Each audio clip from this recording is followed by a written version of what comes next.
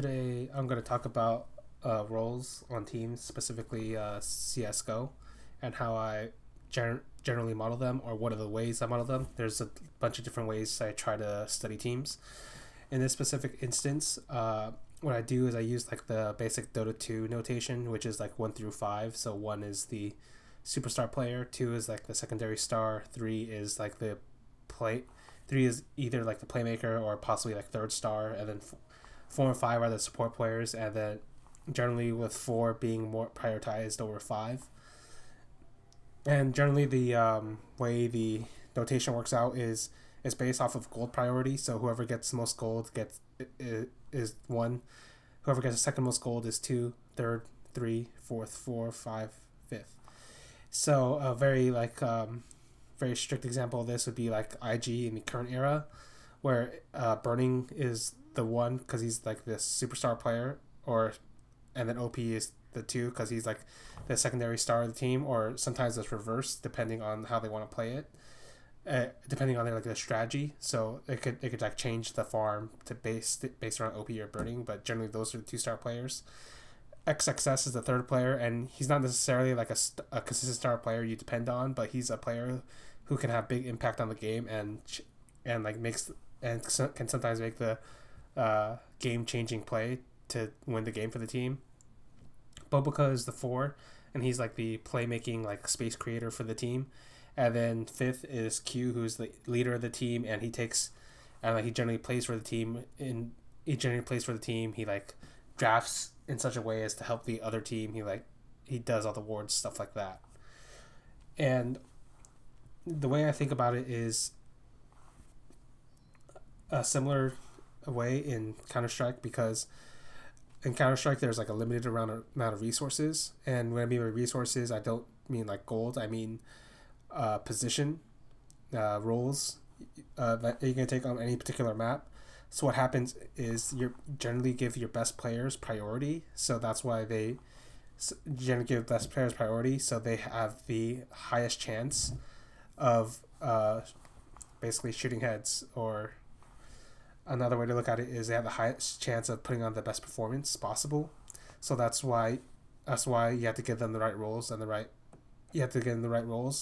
But sometimes these roles conflict, and in which case you have to choose between what 2 players as to which one gets what role. So that's kind of how I think about it, where basically the superstar player for a CSGO team will generally be the player that is given the highest priority on the list of where he wants to go, what he wants to do. And then the secondary star player will have less priority, but he will have more than the other 3, because he's dependent upon to be like a secondary to be the second carry for the team, and then it goes down from there. So like a classic example of this is Force and Get Right for NIP when they were still good, and then a third for like the 3, it would be somebody like Michael Lele, who wasn't a star player, but he was a very big impact player, a very good playmaker for the team. And then Exist and Freiburg would be the supports of the team. Now this analogy doesn't work out quite perfectly, because in Dota 2 the game works in such a way that the metas, the patches, like the items, make it so maybe the 4 position for that game is more important than other positions depending on the meta. So for instance, like the Monkey King at DAC was the most important pick, so that's why Bobica won the MVP, or was like one of the MVP contenders, because he was the best Monkey King at that tournament. So that's why it's not necessarily like a perfect case of saying 1 through 5, like 1 and 2 are always the star players. It's not actually the case in Dota 2.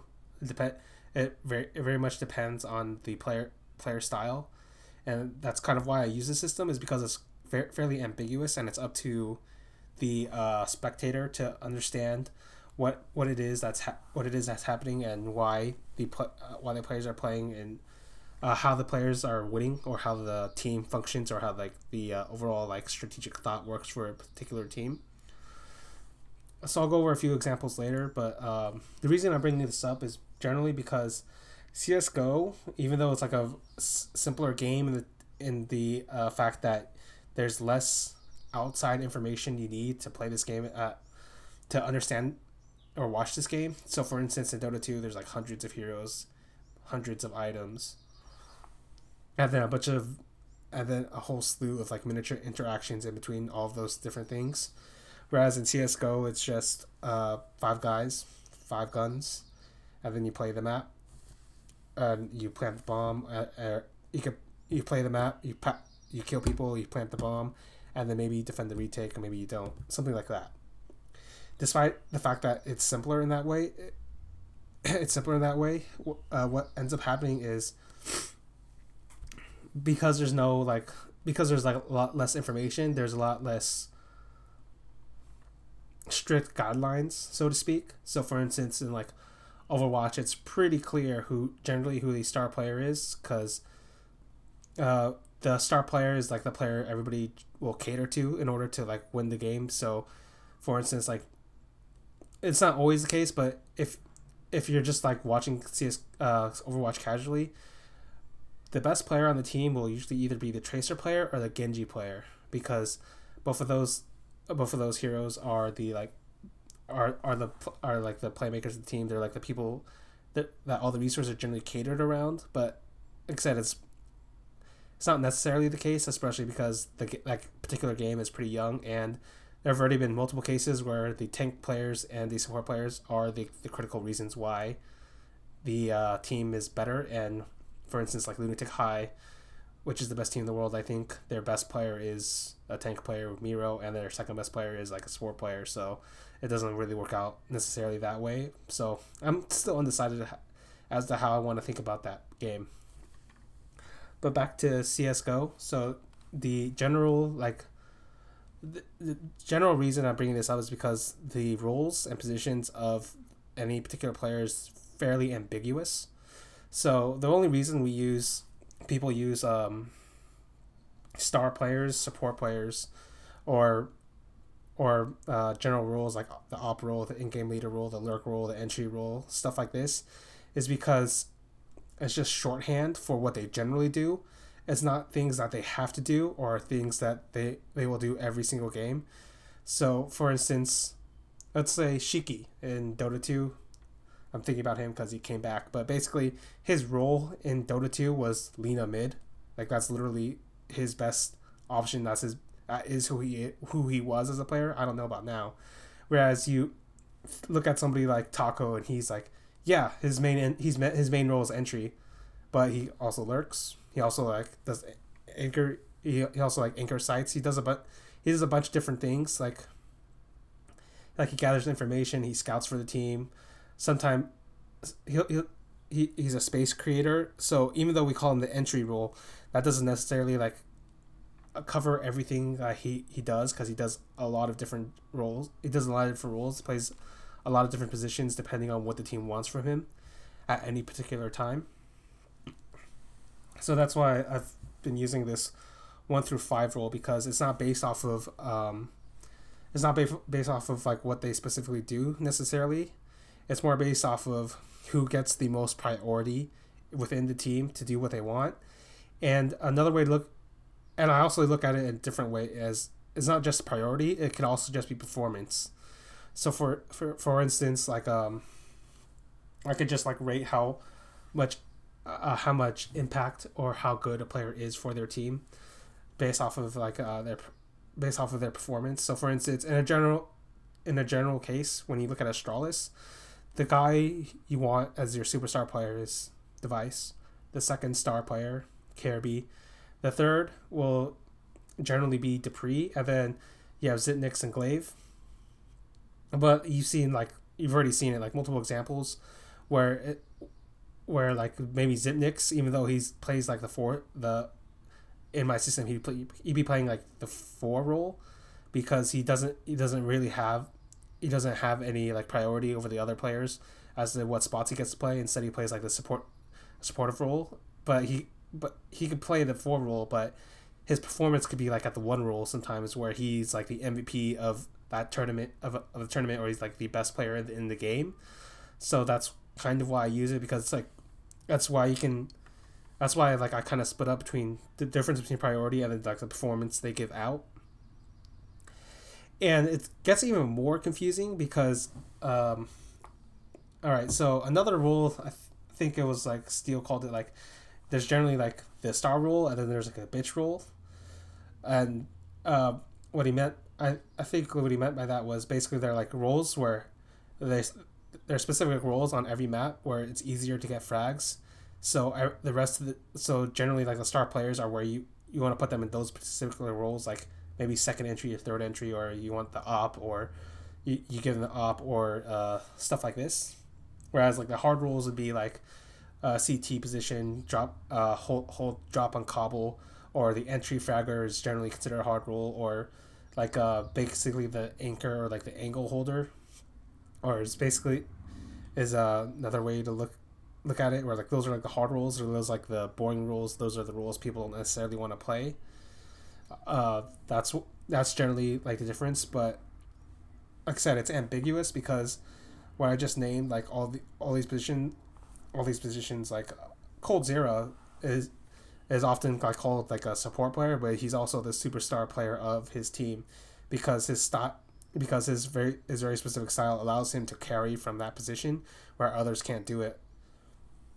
So famously, I remember like the reason SK's like Cobble is currently so dangerous is because what happens is there are three entry points to take over the map. You either go to A, and then if you go to A, Fallen is there with his op, and maybe Fur is there too.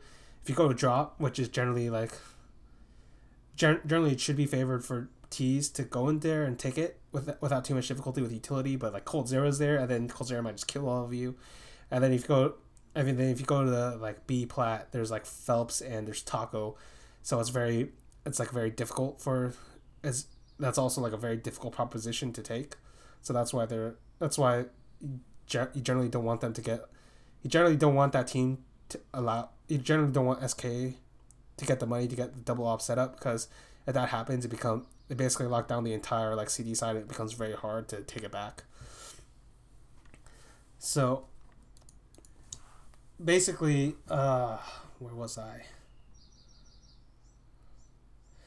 Oh right, so about priority and roles and performance and roles. There are specific roles where it's not even like the case where you can say the op is always like the position one role. So for instance, yeah, in the classical sense, somebody like Guardian or Device, those guys are Guardian in 2015 was like he was the clear one of that team because the entire like system was built around his op and his like ability to get picks of the op, so it's built around him. And in the current era, it's the same for Astralis. But for instance, let's take a different example, like Alu. Yeah, he's a star player for FaZe, but the entire game isn't built around him. So even though they're both oppers, like even like all three of them oppers, Alu's op is fundamentally different from like Device or Guardian when he was in his prime, because Alu doesn't get nearly the same priority as those two, and generally doesn't get that many resources, whether that's somebody like throwing nades for him or like holding angles for him. But he's good enough player that he can play like solo and like find his own kills or find his own plays to make it work.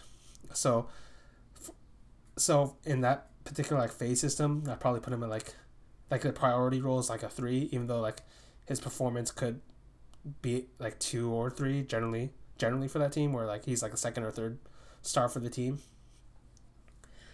Like I said, it's pretty ambiguous. And then even specific rules that we have like mapped out. So for instance, like the lurk rule can both be like a supportive type role or a like star role depending on who's playing it. So famously, I guess, would be North, where Rubino used to play it on the flanks on the T side for holding B, and he personally would never like do any like aggressive moves, because the whole point of his job was he was gonna hold that side. He was gonna get information, and then with that information, he'd relay it to the other to MSL and the other guys, and then they'd make the plays on the other side of the map. And the reason people do this is because because if you take a fight, if like, for instance, in that specific case, if like Rubino takes like a 1v1 fight, let's say he has like a 50-50 chance to win or lose it, but if he like loses it, then all of a sudden the entire like the entire information from that entire side of the map goes dark, and all of a sudden all of a sudden you have like potential flanks, and then your attention, which is split towards one way, all of a sudden like breaks into like four different angles, all of a sudden that you have to like think about because it could be flanking. Whereas in like Config's case, when he took over that side after Rubino left the team, he's basically like opened up their T side because he can make these aggressive solo plays, and he consistently makes them work time and time and time again. So that's why their T side's been pretty good on that map, is because all of a sudden they have a new threat that wasn't there before that can make solo plays and completely like destroy the map. So he's like a star player even though both of them played the same position on that map. And then, all right, so I'll talk about. All right, so the op itself can actually be technically a supportive type role. So the reason I say this is the example I'd probably use would be like Taco when he picks up the op on Cobble, and generally the idea for SK would usually be Fallen gets the op, Cold Zero gets the second op, but sometimes on Cobble CT side, what's going to happen is, do they have another player that plays drop as well as Coldzera? I don't think so. I don't think any of them can play drop as well as Coldzera. So they give Taco the op. Taco's job is just to like hold the B side and get really information. So he's not. So the entire like strategy isn't necessarily built around him. It's actually built around the fact that Coldzera is so good at controlling drop. So they want to keep that. They want to keep that key piece on the map. So that's why they give Taco the op. In that way, he's technically like a support type opper, even though the op is so fucking expensive that you would assume anybody who's given the op is therefore the like critical piece in the strategy. And then let's see, is there another example I want to use? All right, so let's talk about like a very specific, like two very specific examples for this priority role. So our priority like number system. So for VP, I'd go with Snacks as the one, because he's allowed to do whatever the fuck he wants. Like he's given, like if he wants the op, he's given the op. If he wants like the lurk, he's given the lurk. He's allowed to do whatever. And then Bialy and Pasha are like the secondary, or like this second in priority. So they'd probably be like second or third, depending on like their particular form. And then the fourth is Taz. And the reason I think, even though like both Taz and Neo are technically like supportive type players, the reason Taz is like above Neo in terms of priority is because Taz needs very specific spots in order to function and help impact the team. Like famously his inner sight hold on Train, like, or like Hut on Nuke, stuff like that. Like he needs these positions, and he will give you like huge impact on those positions. That's why he gets priority over other players. For instance, if like Snacks wanted to play inner, like he wouldn't take priority over Taz or whatever reason, even though that's considered like a hard role. And then Neo would be like the hard 6, which is basically this player who has no ego about him. Like he doesn't care what position he plays, as long as he can help the other players get their comfortable positions, get their comfortable roles, and get them rolling that way. But the difference is like there are a bunch of players that could technically play this role, because it's not really so much about like performance as it is about your ego and what kind of team player you are. But the difference between like Neo and like say Gabi or Legia or a bunch of these guys is Neo's performance can be very, very good depending on his form. Like last year he was very good. He was like the second best player on the team, even though he was playing this like 6th position, or like all these hard roles, all these hard places. But even now, I'd say like his like performance was actually prior to like the VP drop off fairly good, considering the roles he was playing. Even though he obviously wasn't like the star player, the entire team wasn't built around him. So that's kind of like a classical way to look at a team. Whereas like SK currently is very different. If I was using like this priority role, because if I was using it based off of priority, because the way I look at it right now, it's 1-1-4-4-6. And what I mean by that is coldzera is given everything he wants. Fur is also given everything he wants.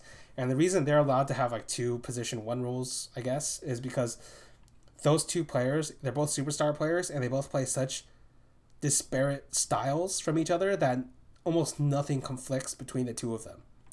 So Fur wants to be like the early aggressive round opener. He wants to take the fight to the enemy, whereas coldzera is like the mid game like passive player. Like he wants that information. He wants the time to run out. He wants to force the game into a state where his ability to make decisions, his ability to like make these decisions over and over and over again with more and more information as like, all right, okay, so how do I say this? coldzera, what makes him so freakish, I guess, is the fact that as time winds down, this time winds down as like more and more players die off, as more information is given to coldzera, it gets vaguer and vaguer, but it gets vaguer and vaguer, like how much information you can get from the map. But coldzera, for whatever reason, like his game sense is fucking crazy, and like it's combined with these great fundamentals that allow him to like constantly make the right decisions over and over and over again in these high pressure situations, which is like why he's so freakishly consistent and why he's such a good player. So that's why both of these players are technically allowed the one position, because they're both given like full priority. And then the reason we have 2 4s is because both Fallen and Phelps have to like sacrifice a bunch of the I'm not sure about sacrifice in Fallen's case, because Fallen's like form fell off, but basically they both have to like help each other. The two of them have to help each other and like and become like more team-based players. So Fallen, for instance, he's given up like a lot of the initial aggression priority to both Fur and Phelps when he's like, yeah, completely to Fur, and then sometimes to Phelps. And Phelps himself is helping like Fallen, like is helping Fallen in terms of like what angles he holds and how he's playing the sites, or how he's playing the game, so that Fallen can like control, can like focus completely on his op and give impact that way. So that's why they're both 4 position players, even though like in terms of performance right now, Phelps is obviously like a 3 or a 2, something like that, right? And then Taco is like the hard position 6. It's very similar to Neo. Like it's an attitude sort of role. Like Rubino would be a very like obvious one. Like Rubino, Taco, Neo, these guys, the reason they take up these roles is because they're like fairly selfless. They don't think about the game in terms of I need to do well, I need to impact the game. They think more in terms of how can I help the team, how can I help the team win. That's what they're thinking about. So they take a bunch of these hard roles, and that maybe the other players could play these roles, but the other players are so much better at the other roles that you want them to play those other roles, and that's why these types of players take it up. So they're generally considered like the foundation of the team, or like the system players, and they're very good at what they do, and that's why they're in almost every team right now except FaZe. I don't think FaZe has a hard 6. I think all of them like have like very specific like priorities on different maps or different positions. So it gets a bit like hard to, I imagine it's pretty hard to like balance all of that, but it's working. So that's how I've been thinking about all this. And it's a good system if you split it between priority of how much attention they need as players, and then like the performance. So you because generally you want them to match. So for instance, like priority. All right, here's a player. Scream needs like high priority on the list if you put him on a team, because he has a very specific play style. So you need to give him these resources. You need to build a team around his skill, and you hope that'll work out. And that's basically what Shox did last year, right? yeah, last year under G2, that's basically what Shox did, and that's why Scream had the best year of his like career performance.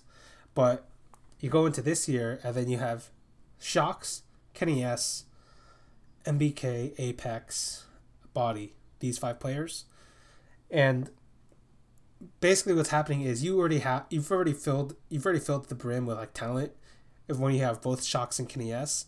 And yeah, Shox is an incredibly versatile player. He can play anything he wants. And you can't but here's the thing, Kenny S has to be the one. And the reason he has to be the one is because he's an opper, so he will always require more resources than the other guys. And he's such a fantastic player that you have to cater to him. But basically what happens is if you bring in Scream, you bring in Scream, Shox, and Kenny S, there's too much firepower and not enough synergy, not enough resources to spread around, because they're gonna have conflicting roles, especially because you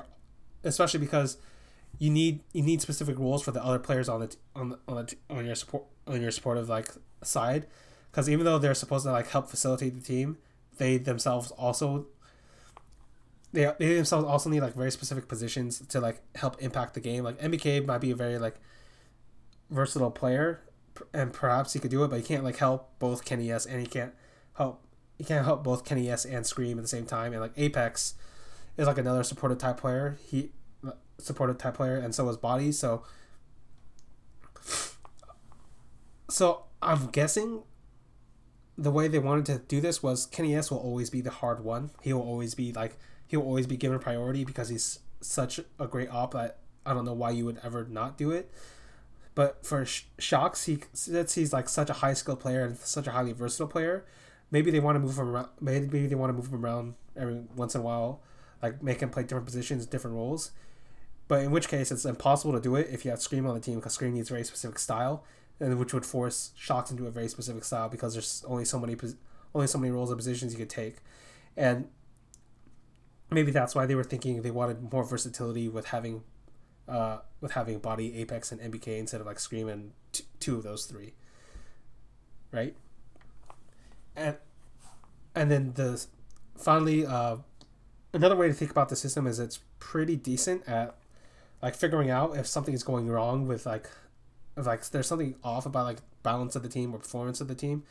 So for instance, Nex, theoretically he should have been a 2 during the Mao's Nico era. He should have been the second star of the team. He should have been very good, but he never was, and nobody really knows why.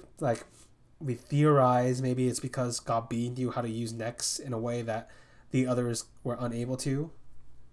But whatever the case, when you look at his performance on LAN against the tier 1 opposition, the performance he was giving out was a 4 or 5, even though he was given second priority on the team.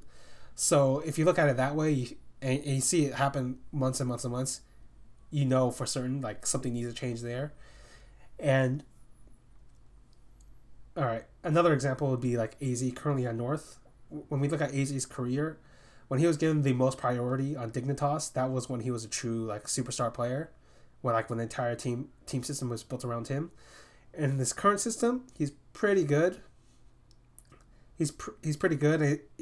And in terms of priority, he's probably 3 or 4, along with Cajun B. But the problem is yeah, you're getting the general performance you would expect from AZ given the priority role, but you look at the problems on North, you realize he's not fixing any of them. So maybe you need a hard 6 Rubino, and then that would free up resources for somebody like Magic, somebody like Config, somebody like Cajun.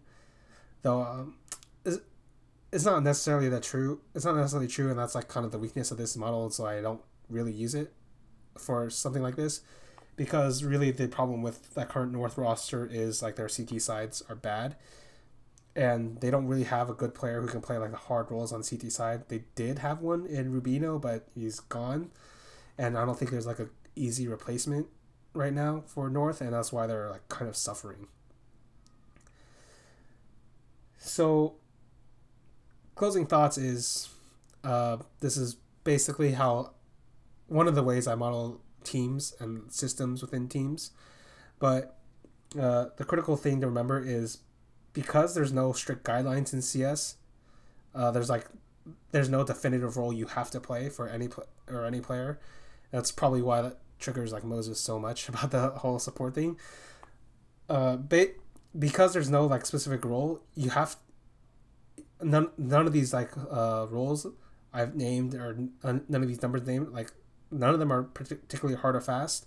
So you have to look at the specific games themselves. You have to look at what the team is trying to accomplish on their CT sides and their T sides, and who is the critical player within those roles within the team system. And that's generally the best way I can think of right now to think about the game. So this is just one example.